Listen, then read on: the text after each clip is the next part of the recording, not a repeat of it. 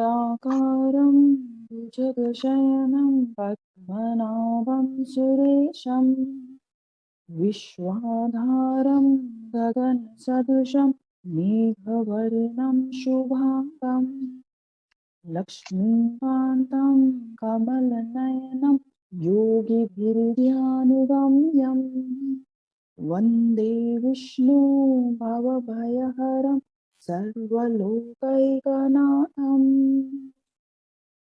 जिनकी आकृति अतिशय शांत है, जो शेषनाग के शैया पर शयन किए हुए हैं, जिनकी नाभि में कमल है, जो देव के भी ईश्वर और संपूर्ण जगत के आधार हैं, जो आकाश के सदृश सर्वत्र व्याप्त हैं, नीलमेघ के समान जिनका वर्ण है, अतिशय सुंदर जिनके संपूर्ण अंग हैं, जो योगियों द्वारा ध्यान करके प्राप्त किए जाते हैं, जो संपूर्ण लोगों के स्वामी हैं, जो जन्म मरण रूप भय का नाश करने वाले हैं, ऐसे लक्ष्मीपति कमल नेत्र भगवान श्री विष्णु को मैं सिर से प्रणाम करती हूँ।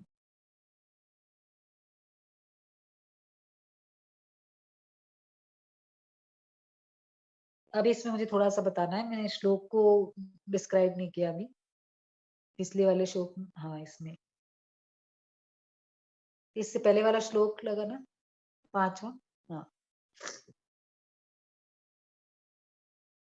अब मेरे अनेक तरह, इस श्लोक को जरा एकदम ध्यान से सुनना, और फिर कोई एक फीलिंग आएगी, वो फीलिंग अपन लास्ट में शेयर करेंगे। श्री भगवान बोले, हे प्रतानंदन, अब मेरे अनेक तरह के अनेक वर्णों और आकृति वाले हजारों सैकड़ों हजारों दिव्य रूपों को देख। जब अर्जुन ने संकोच पूर्वक भगवान से प्रार्थना की, तो भगवान प्रसन्न हुए और अर्जुन को पार्थ संबोधन दिया। पार्थ संबोधन भगवान को बहुत प्रिय था अर्जुन के लिए। तो भगवान कहते हैं कि तू मेरे रूपों को देख, सैकड़ों हजारों रूपों को देख। यहाँ पे भगवान ने अपने रूपों की अनंतता बताई कि ये अनंत है रूप, तू इनको देख। अब भगवान उन रूपों की विशेषता बता रहे हैं कि तरह तरह की बनावट है और रंग भी तरह तरह के भगवान के। कोई किसी रंग का है, कोई किसी रंग का है, अलग अलग रंग में, और एक एक रूप में अलग अलग रंग है। कोई छोटा है, आकृतियां भी अलग अलग है, कोई छोटा है, कोई मोटा है, कोई लंबा है, कोई चौड़ा है। जैसे पृथ्वी का एक छोटा सा कण भी पृथ्वी है, ऐसे ही भगवान के अनंत अपार विश्व रूप का एक छोटा सा अंश होने के कारण संसार भी विश्व रूप ही है। परंतु जो ये विश्व रूप है भगवान का, ये सबके सामने प्रकट नहीं है। ये तो संसार रूप में ही सबके सामने प्रकट है, क्योंकि जो मनुष्य की दृष्टि है वो किस तरफ है, वो तो नाशवान पदार्थों की तरफ है, भगवान की तरफ तो है ही नहीं। तो उसको संसार भगवान रूप नहीं दिखता, भगवान का विराट रूप नहीं दिखेगा, उसको संसार संसार दिखता है। जैसे भगवान अवतार लेते हैं तो अपना जो रूप है असली, वो सबके सामने प्रकट नहीं करते, मनुष्य रूप में रहते हैं। ऐसे ही विश्व रूप भगवान सबके सामने संसार रूप में प्रकट है, पर हर एक को ये विश्व रूप नहीं दिखता। तो भगवान यहाँ अपने दिव्य अविनाशी विश्व रूप को प्रकट करके अर्जुन से कह रहे हैं कि तू मेरे दिव्य रूपों को तो देख। आगे चले।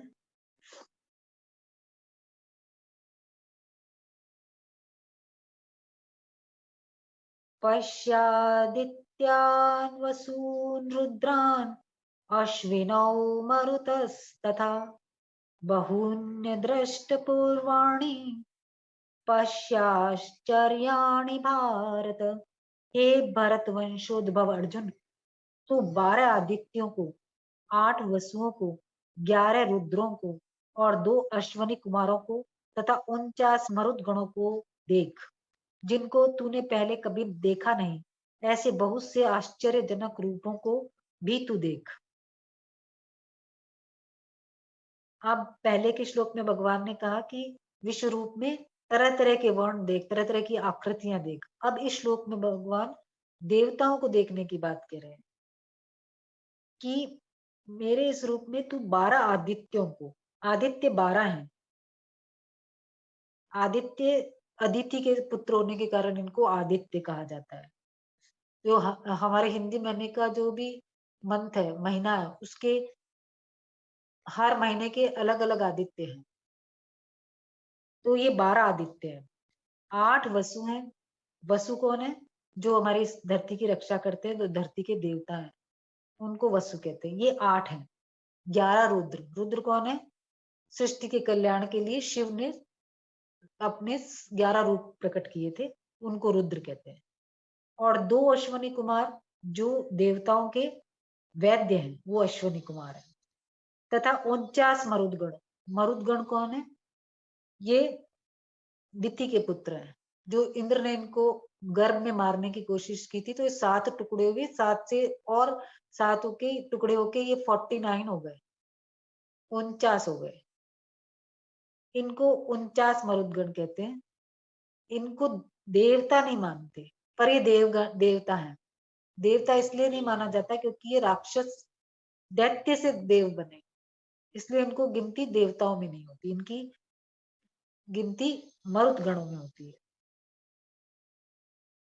जिनको तूने पहले कभी नहीं देखा, ऐसे बहुत से आश्चर्यजनक रूपों को भी देख। एक कहते हैं ना, बियॉन्ड योर इमेजिनेशन। भगवान यही बात कहना चाह रहे हैं कि जो तूने पहले रूप कभी सुना ही नहीं होगा, देखा नहीं होगा, जिसको तेरी कल्पना मतलब तेरे सोच से भी बाहर, ऐसे रूप जो हैं कभी तेरी सोच में नहीं आए होंगे, मतलब तूने ड्रीम में भी नहीं सोचा होगा। तू वो रूप देख। अब तू ऐसे मेरे रूप को प्रत्यक्ष देख ले। आगे चल।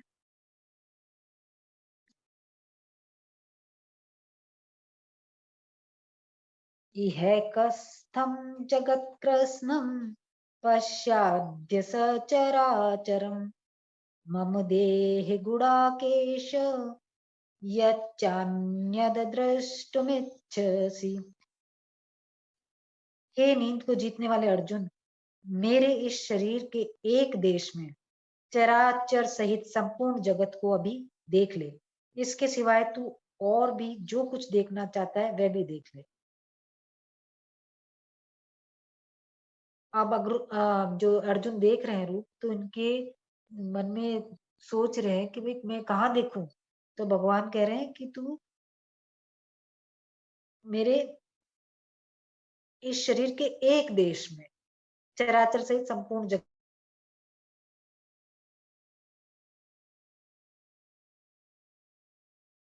केश, गुड़ाकेश का मतलब है कि जिसका नींद पे अधिकार हो, कि मतलब तू अब नींद पे तेरा अधिकार है, मतलब तू अपने आलस वालस को त्याग और सावधानी से मेरे विश्व रूप को देख ले। मेरे इस शरीर के एक देश में चराचर सहित संपूर्ण जगत को अभी देख ले। एक देश में देखने का क्या अर्थ है कि तू जहां दृष्टि डालेगा वहीं तेरे को अनंत ब्रह्मांड दिखेंगे। उसमें तू मनुष्य को भी देखेगा, देवता, राक्षस, यक्ष, भूत, पक्षी, जो भी संसार में तू चीजें देखता है, जैसे पृथ्वी, पहाड़, जो भी चीजें तूने देखी आज तक, तू सब देखेगा। तू उसको अब भी देख ले, इसी क्षण देख ले, इसमें देरी मत कर। इसके सिवाय तू और भी जो कुछ देखना चाहता है वह भी देख ले। भगवान के शरीर में वर्तमान भी था, भविष्य भी था और भूतकाल भी था। ये सब बातें भगवान के शरीर में वर्तमान में थी। इसलिए भगवान कह रहे हैं कि तू जो देखना चाहता है तू देख ले। तू भविष्य देखना चाहता है कि भाई तुम्हारी हार होगी अजीत, तू वो भी देख ले। इसलिए तू, भगवान कह रहे हैं कि तू जो देखना चाहता है वो देख ले। कितनी बड़ी कृपा है देखो, कि ये भी दिखा दिया कि तुझे रिजल्ट क्या मिलेगा। कृपा को तो हम ऐसे समझ सकते हैं कि जैसे 10वां अध्याय था, भगवान ने कहा कि जो मेरी विभूति और योग को तत्व से जानता है उसका मेरे में दृढ़ भक्ति योग हो जाता है।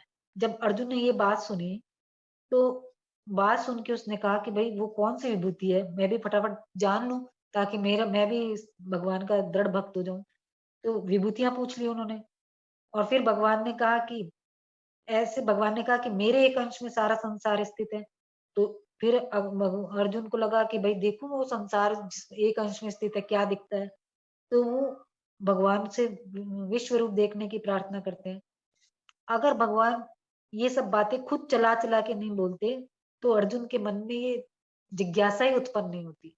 तो ये भगवान की कृपा है कि जिससे कि जिज्ञासा उत्पन्न होती है इस तरह के कामों की, ज्ञान की ओर बढ़ने की जो जिज्ञासा होती है। जैसे अभी हमने शिव पुराण पढ़ा और हम जाए काशी और सब जगह, तो ये भगवान की कृपा पड़ती है जब हम इस तरह की मार्ग पे आगे बढ़ते हैं। तो ये कृपा समझनी चाहिए उनकी। तो अगर भगवान ये मन में क्वेश्चन नहीं डालते तो आगे का कार्यक्रम कैसे होता। ऐसे ही अर्जुन को धीरे धीरे अब इस स्टेज तक आ गया कि वो भगवान का एक जो गोपनीय रूप है, विश्व रूप दर्शन देख करेगा आज। तो जैसे अब गीता जब हमने शुरू पढ़ी करी थी, तब ये आया था कि भगवान ने क्या करा, सबसे पहले अर्जुन को उसमें विषाद अर्जुन को उत्पन्न कर दिया, किस तरह से उसको सेना के सामने खड़ा कर दिया और कहा कि अब इन कुरुवंशियों को देख। तो इसका क्या मतलब है कि जो भगवान है वो वो प्राणियों पर कृपा करके गीता को प्रस्तुत करना चाह रहे थे, गीता को प्रकट करना चाह रहे थे। अगर भगवान ऐसा नहीं कहते कि कुरुवंशियों को देख, तो अर्जुन को शोक नहीं होता, शोक नहीं होता तो गीता का उपदेश नहीं होता। मतलब हर तरह से भगवान की कृपा को महसूस करो, हर चीज में कृपा है। कोई अच्छा हमारे साथ होता है उसमें भी कृपा है, और बुरा होता है तब भी हमारे उसमें भी कोई कृपा है। जैसे सोना जब तक तपेगा नहीं तब तक वो खरा कैसे कहलाएगा। तो जो परिस्थितियां आती है, विकट परिस्थितियां जिसको हमको जीवन में विकट लगती है, वो परिस्थिति तपाने के लिए आती है, वो पीरियड तपाने के लिए आता है। उसको आप कैसे हैंडल करते हो, तो आपका एक तरह से वो तप माना जाता है। आगे चले।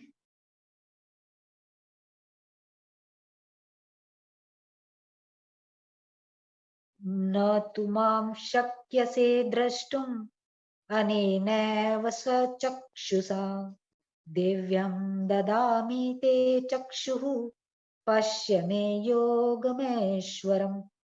तू अपनी इस आंख से अर्थात चर्म चक्षु से मेरे को देख ही नहीं सकता, इसलिए मैं तुझे दिव्य चक्षु देता हूं जिससे तू मेरी ईश्वर संबंधी सामर्थ्य को देख। अर्जुन, भगवान बार बार उसको कह रहे हैं कि तू ये देख ले वो देख ले, पर देख के क्या, दिख तो रहा ही नहीं है। देखना चाह रहे हैं पर दिख नहीं रहा है। इसलिए भगवान यहाँ पे कारण बता रहे हैं कि तुझे क्यों नहीं दिख रहा है, क्योंकि तेरे पास जो इस शरीर के साथ तुझे जो आंखें मिली हुई है, उन आंखों की देखने की जो फ्रिक्वेंसी है वो उतनी नहीं है कि तू मेरे को देख सके। क्योंकि ये जो आंखें हमको मिली है, प्रकृति, हमारा शरीर प्रकृति है, तो ये आंख भी प्रकृति है। और देखेगी क्या, ये आंख प्रकृति देखेगी, ये और चीज क्यों दिखाएगी। इन आंखों से हम उस चीज को नहीं दे सकते जो इस प्रकृति से परे है, इसकी सामर्थ्य नहीं है। तो ये देखो भगवान ने यहाँ पे कितनी एक स्पष्ट मैसेज दिया है कि कोई भी आदमी जब तक आपको ये बात ना कह दे कि उसको ये चीज जन जन मतलब इसके मरने का कारण बन जाएगा अगर मेरे पास ये चीज नहीं होगी। जैसे अर्जुन को अब नहीं दिख रहा है, चाहते तो भगवान, जैसे अर्जुन ने कहा कि मुझे विराट रूप दिखा दो, विश्व रूप दिखा दो, तो भगवान को तभी कह देना था कि ले तू ये देख, क्योंकि तू इन आंखों से नहीं देखेगा, तू ये दिव्य चक्षु ले, ये डिवाइन साइट ले, जिससे तेरे को मैं दिखाई दूंगा विराट रूप में।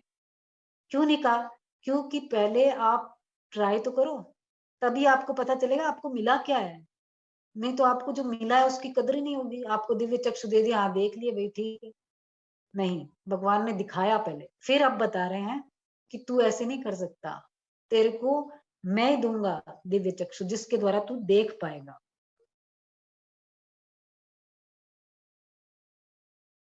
अब जो देखने की क्रिया है, ये दो तरह से हो सकती है। एक तो हम बुद्धि से देखते हैं, एक हम आंखों से देखते हैं। जैसे कई बार हमसे कुछ गलती होती है कार्य में, तो हम बड़ों से ये सुनते हैं, तुझे दिख नहीं रहा था कि इसका रिजल्ट यही होगा। मतलब बुद्धि हमारे को दिखा देती है कि इस जो हम कार्य कर रहे हैं उसका रिजल्ट ये होगा। एक होता है हम आंखों से देख रहे हैं, आंखों से देख रहे हैं गड्ढा है गड्ढा गड्ढा, फिर भी गिर जाते हैं, तो तेरे को आंखों से दिख नहीं रहा था कि सामने गड्ढा है। इस तरह की बातें हम आम जीवन में सुनते हैं। तो इस तरह से जो देखने का भाव है वो दो तरह से हो सकता है, एक तो बुद्धि से और एक आंखों से। तो भगवान कहते हैं कि जो मैं तेरे को दिव्य चक्षु दे रहा हूं, तू उससे ही देख सकता है इस दिव्यता को, जो मेरा ईश्वर संबंधी जो अलौकिक प्रभाव है उसको तू देख सकता है। इसका मतलब है कि तू इन आंखों से मुझे नहीं देखेगा, देख पाएगा, तो मैं तुझे दिव्य चक्षु दे रहा हूं।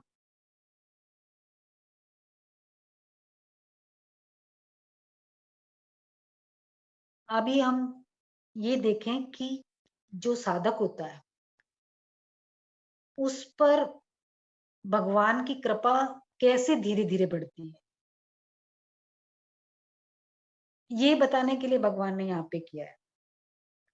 जैसे अर्जुन ने यही कह दिया था कि भाई विराट रूप देखना है, तो भगवान विराट रूप उसी समय उसको दिव्य चक्षु देखकर विराट रूप दिखा देते। लेकिन अब भगवान पहले कह रहे हैं देख, ये देख, ये देख, ये देख, फिर कह रहे हैं कि तू इन चर्म चक्षुओं से नहीं देख सकेगा, इसलिए मैं तेरे को चर्म दिव्य चक्षु दूंगा। और दिव्य चक्षु देने से पहले भगवान जानते हैं कि वो नहीं देख सकता, फिर भी भगवान उसको कह रहे हैं तू देख। जब अर्जुन को नहीं दिखा तब भगवान ने कहा कि तेरे को नहीं दिखेंगे इससे, तब कारण बताया कि तेरे को इन आंखों से नहीं दिख सकते विराट रूप, तुझे मैं दिव्य चक्षु दूंगा जिससे ही तू मेरे को देख सकेगा, मेरे विराट रूप को। तो भगवान ने इतना कष्ट क्यों किया? कष्ट इसलिए किया कि जो भगवान है वो, उनका स्वभाव बहुत सरल है, बहुत कृपा है उनकी, और इनकी कृपा का कोई अंत नहीं है। और इनकी कृपा के जो ढंग है वो भी अलग अलग है। जैसे भगवान ने अर्जुन को उपदेश दिया, उपदेश के द्वारा अर्जुन के जो भाव थे उनमें परिवर्तन करा दिया, भावों में परिवर्तन कराया, और फिर उसको विभूतियों का ज्ञान दे दिया। और विभूति जानने से अर्जुन चेंज हो गया, उसमें एक विलक्षणता आ गई, क्योंकि वो बोले कि मैं आपके जो अमृतमय वचन है उनके सुनते हुए मेरी तृप्ति नहीं हो रही। और विभूतियों का वर्णन करके अंत में भगवान ने जब कहा कि मेरे अंदर, मेरे एक अंश में अनंत ब्रह्मांड भरे पड़े हैं, तो अर्जुन को और इच्छा हुई, उन्होंने प्रार्थना की कि जिसके एक अंश में अनंत ब्रह्मांड है वो विराट रूप में देखना चाहता हूँ। तो भगवान उसको बार बार अपना विराट रूप देखने की आज्ञा भी दे देते हैं कि देख, परंतु अर्जुन को नहीं दिखा। फिर भगवान ने कृपा करी कि और दिव्य चक्षु दिए। मतलब यह है कि भगवान ने उसको विराट रूप देखने की जिज्ञासा उसके अंदर उत्पन्न करी, और जिज्ञासा उत्पन्न करके उसको विराट रूप दिखाया। विराट रूप नहीं दिखा इन आंखों से तो उसको दिव्य चक्षु दिए।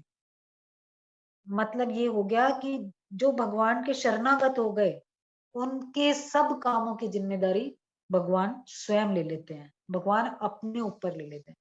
तो शरणागत होने के लिए ये एक इंसिडेंस और हम ऐड कर सकते हैं अपनी थॉट्स में, अपने चिंतन में।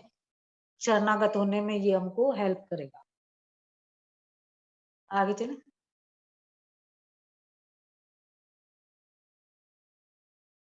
संजय उवाच एवमुक्त्वा ततो राजन् महायोगेश्वरो हरिः दर्शयामास पार्थाय परमं रूपमैश्वरम्। संजय बोले, हे राजन, ऐसा कहकर फिर महायोगेश्वर भगवान श्री कृष्ण ने अर्जुन को परम ऐश्वर रूप दिखाया। ऐसा कहकर, कैसा कहकर? जैसा पिछले श्लोक में लिखा है कि तू अपनी इन आंख से अर्थात चर्म चक्षु से मेरे को देख नहीं सकता, इसलिए मैं तुझे दिव्य चक्षु देता हूं जिससे तू मेरी ईश्वर संबंधी सामर्थ्य को देख। ये कहा भगवान ने, और फिर अर्जुन को परम ऐश्वर्य रूप दिखाया। ये कौन कह रहे हैं? संजय कह रहे हैं, जो धृतराष्ट्र को सुना रहे हैं। यहाँ पे संजय भगवान को योगेश्वर कह रहे हैं, मतलब कि भगवान ने अर्जुन की प्रार्थना से अपना विश्व रूप दिखाया। भगवान में थोड़ी सी भी भक्ति होने पर, थोड़ी सी भी रुचि होने पर, या भगवान के थोड़ा सा भी सम्मुख होने पर, भगवान अपनी अपार शक्ति से उसकी पूर्ति कर देते हैं। जो भी हम अपने आप को जिस भी लायक बनाते हैं, भगवान हमको हमारी और ग्रोथ कर देते हैं, हमको और आगे बढ़ा देते हैं। आगे चले।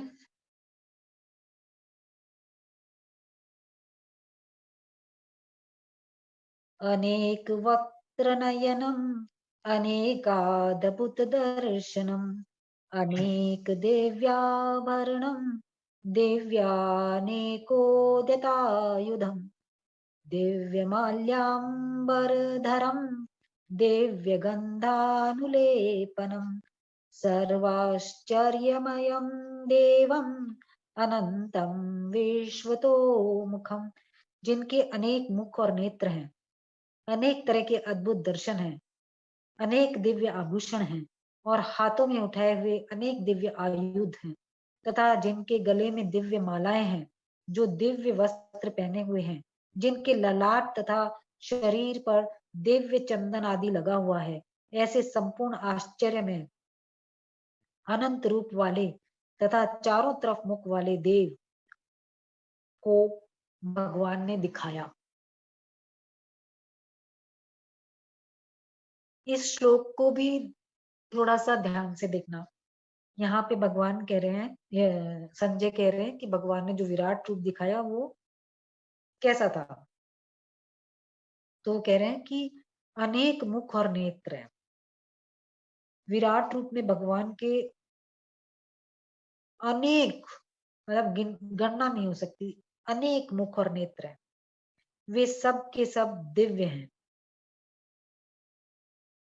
और जितने भी प्राणी दिख रहे हैं उनके जो मुख है, नेत्र, हाथ पैर, सब के सब विराट रूप भगवान के हैं।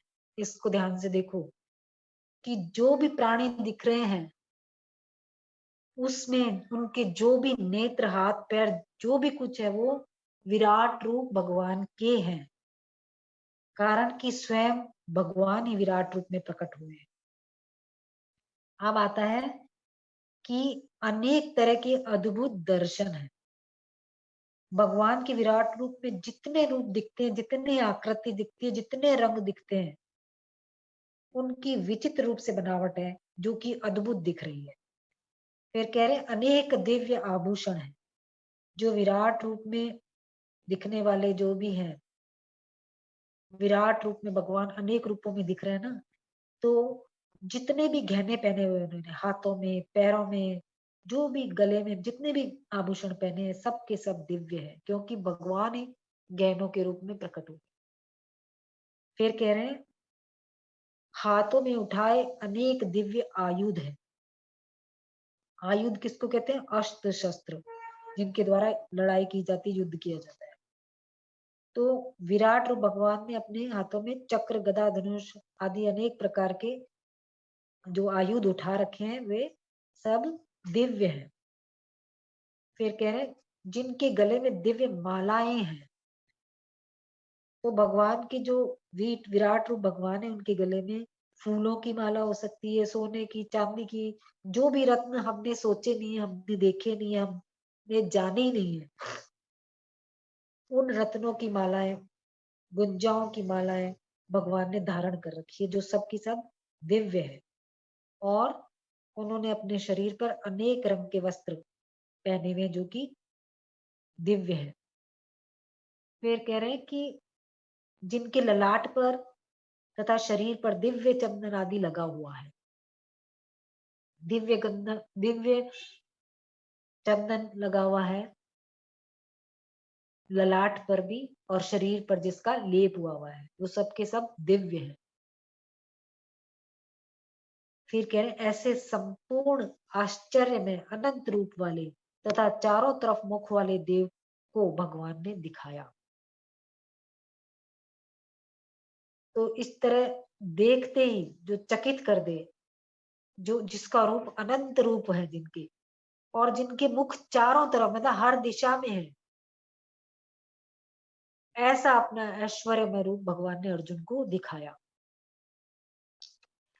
जैसे हम कोई थॉट आता है जिस प्लेस पे हम गए हुए हैं, जैसे अगर कोई गया, जैसे हम गंगा जी का कोई स्मरण करें, तो हमको जैसे ही गंगा जी का हर की पौड़ी स्मरण आता है, तो हमको वहां का एक बार पूरा सीन हमारी आंखों के सामने दौड़ जाता है। तो अब वो सीन तो वहां एग्जिस्ट नहीं करता, वहां पे नहीं है वो सीन, तो लेकिन कौन बना ये सारा सीन? हमारा मन बन जाता है हर रूप में, और वो हमको ये दिखा देता है। इसी तरह से जो भगवान अपना दिव्य रूप दिखा रहे हैं, विश्व रूप दिखा रहे हैं, इसमें भगवान ही सब कुछ बने हुए हैं। तो भगवान ही बने हुए हैं, तो जो रूप है फिर वो दिव्य है ही, उसमें तो कोई डाउट हो ही नहीं सकता। तो इसलिए भगवान के विराट रूप में जो अर्जुन ने देखा वो सब कुछ दिव्य था। भागवत में भी एक जगह आता है कि जो ब्रह्मा जी थे, उन्होंने बछड़ों को और ग्वालों को चुरा के ले गए थे, भगवान का परीक्षा ले रहे थे वो। तो भगवान श्री कृष्ण खुद ही बछड़े और ग्वाले बन गए। बछड़े और ग्वाले नहीं, जो जो उन्होंने वस्त्र पहन रखे थे, जो उनके हाथ में लकड़ी थी, जो गाय उनकी थी, सब कुछ भगवान बन गए। एक एक सिंगल सिंगल चीज भी, जिससे कि किसी को पता नहीं लगा कि ये बच्चे वो नहीं है जो हमने घर से भेजे थे। माता और पिता को किसी को नहीं पता लगा। तो इस तरह से भगवान विराट रूप में खुद ही बने हुए। तो इसका मतलब ये जो संसार में दिख रहा है वो सब क्या है? वासुदेव सर्वम है। अगर हम अपना इमेजिनेशन करें तो वो जो ये दिव्य कह रहे हैं ना कि अनेक मुख और नेत्र हैं, तो वो उनके जो अनेक दिव्य मुख और नेत्र है वो हमको मिले हैं, तो हम भी तो भगवत स्वरूप हो गए। वो जो इतने सारे हाथ है, उसमें से एक हाथ मुझे मिला है, एक हाथ तुमको, तुम सबको ऐसे मिला है, क्योंकि उनके पास तो किसी चीज के काउंट ही नहीं है ना, अनंत चीजें हैं। तो मतलब ये जो हमारा भी शरीर है दिव्य है, बस हमारा दिव्यता किस लिए खत्म हो गई? क्योंकि हमारा आकर्षण गलत दिशा में हो गया। जिस जैसे हम किसी बच्चे को कहते हैं ना, ये बच्चा अपनी लाइफ में कुछ नहीं कर पाया क्योंकि इसने फोकस्ड नहीं था, ये अपने जीवन को इसने गलत दिशा में मोड़ लिया, तो इसलिए इसकी लाइफ खराब हो गई। ऐसा जीवन में देखने में आता है, लाइफ में, हमारे आम जीवन में भी। तो ऐसे हमारे साथ हुआ है कि हमारा जो हमने जो अपनी दिशा पलटी है, जो हमने अपना अपने आप को फोकस किया है, वो भगवान की तरफ नहीं करके ये ऐश्वर्य भोग, और जो हमारी लाइफ है, कितनी सी लाइफ है, हमको 80 साल मैक्सिमम लाइफ होती है, जिसमें हम अपने सिर्फ दुखों की काउंटिंग करते रहते हैं कि मेरे को ये दुख है, ये दुख। 80 साल भगवान की तो कुछ एक भगवान का तो कुछ भी समय नहीं व्यतीत होता, और हमारे हम यहाँ पे सब कुछ झेल झाल के वापस चले जाते हैं। तो ऐसे समझना है, इस चीज को भी फोकस करना है कि लाइफ इतनी बड़ी नहीं है। अगर इसमें कोई कष्ट भी है, दुख भी है, तो उन कष्ट दुखों का कोई मतलब नहीं है। ऐसा हमको बनना चाहिए, अपने आप की कोशिश जारी रखनी चाहिए। बनेंगे तो जब बनेंगे, कब बनेंगे पता नहीं, लेकिन हम इस तरह की कोशिश कर सकते हैं। आगे चले किरण दे।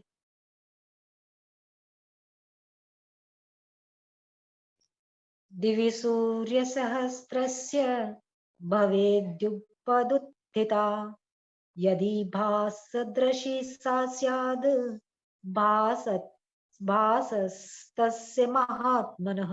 अगर आकाश में 1000 एक साथ सूर्य उदय हो जाए, तो भी वह सबका प्रकाश मिलकर उस महात्मा के प्रकाश के समान शायद ही हो। अब यहाँ पे संजय विश्व रूप में जो प्रकाश दिखाई दे रहा है उसका वर्णन कर रहे हैं। जैसे आकाश में हम तारे देखते हैं, तो तारे, सारे तारों का जो अगर हम प्रकाश मिला लें, तो भी चंद्रमा के प्रकाश से वो कम होता है, और चंद्रमा के सारे प्रकाश मिला लें तो भी वो सूर्य के प्रकाश से कम होता है। सूर्य के प्रकाश जैसा नहीं हो सकता। तो ये कह रहे हैं कि एक साथ हजारों सूर्य उदय हो जाए, क्योंकि हमारी लिमिट तो सूर्य तक ही है प्रकाश के बारे में। इससे बड़ा प्रकाश का स्रोत हम जानते ही नहीं। जो मानवधारी है वो कोई भी नहीं जानते प्रकाश का इससे बड़ा स्रोत। तो अभी जो संजय है ये भी मानव रूप में है, तो ये बता रहे हैं कि सूर्य, हजारों सूर्य मिल जाए तो जितना प्रकाश मिलता है वो भी कम होगा। मतलब हजारों सूर्य का प्रकाश भी भगवान के प्रकाश के समतुल्य नहीं है, बराबर नहीं है। तो इस तरह से हजारों सूर्य के प्रकाश को भी भगवान का प्रकाश बताने में संजय को संशय हो रहा है, संकोच हो रहा है। तभी वो बोल रहे हैं शायद, शायद ही हो। तो वो प्रकाश जो विराट रूप भगवान के प्रकाश के जैसे कैसे हो सकता है? क्यों? क्योंकि सूर्य का जो प्रकाश है वो तो भौतिक है और भगवान का प्रकाश है तो दिव्य है। तो जो भौतिक प्रकाश को चाहे कितना ही बड़ा कर लो, दिव्य प्रकाश के सामने वो छोटा ही है, तुच्छ ही है।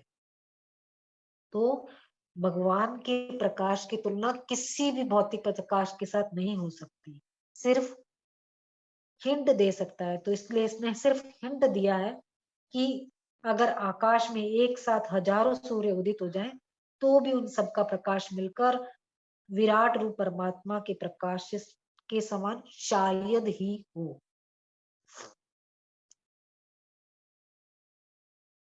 हाँ।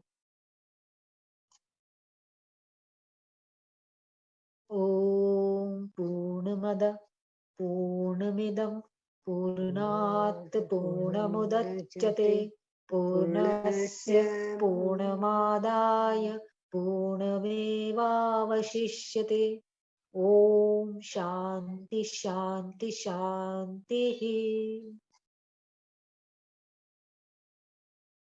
ओम पूर्णमद पूर्णमिदं पूर्णात् पूर्णमुदच्यते पूर्णस्य पूर्णमादाय पूर्णमेवावशिष्यते।